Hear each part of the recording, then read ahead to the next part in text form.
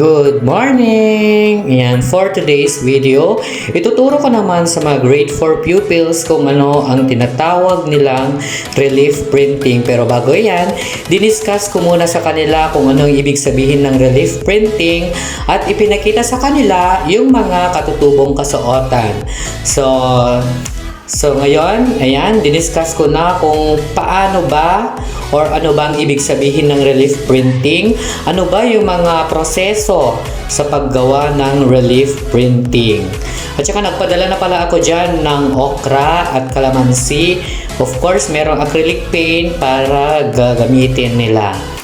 So ayan, pinakita ko lang sa kanila yung isang video kung paano ang paggawa ng relief printing gamit ang okra, gamit ang kalamansi, and of course yung bond paper. Meron din silang bond paper at acrylic paint. Ayan. Sa puntong ito, sinasabi ko lang sa kanila na ang aming gagawin ay ang disenyong radial or yung pabilog. Yung okra po pala dyan ay hinati-hati ko na. Ako na mismo ang naghati-hati para sa kanila. So, yan. Pinapanood nila yung video kung paano ang paggawa ng disenyong radial. Yan, kung makikita ninyo, ayan, patapos na yung video, sinabi ko sa kanila na sa bond paper dapat pahiga sila gagawa. Yan.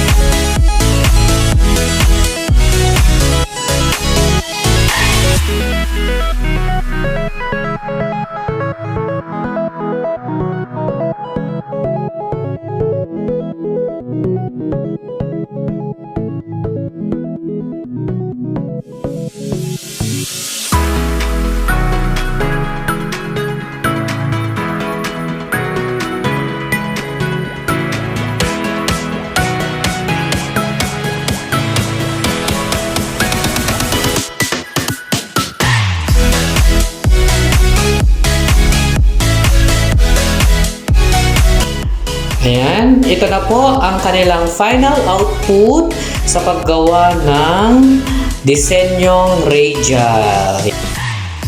Good job and congratulations, kids!